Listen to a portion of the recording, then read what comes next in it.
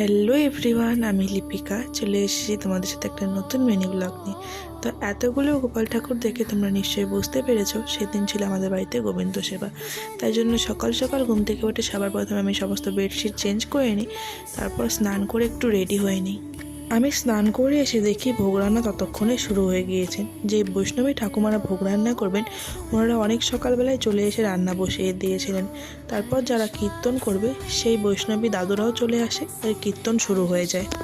কিছুক্ষণ কীর্তন হওয়ার পরে আমরা সবাই মিলে বাল্য সেবার প্রসাদ খেয়ে নিই। বাল্য সেবার প্রসাদে অনেক কিছুই ছিল, খই, মুড়ি, গুড়, চিড়ে, কলা, দুধ, দই এসব খেয়ে নিই।